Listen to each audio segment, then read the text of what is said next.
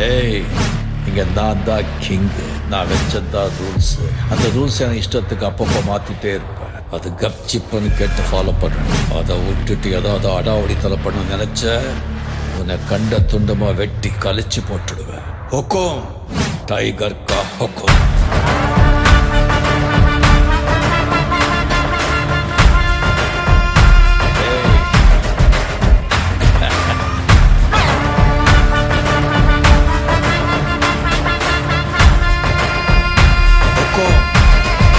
Tiger பாருடா, கலவரம் இறங்குனா காட்டாருடா.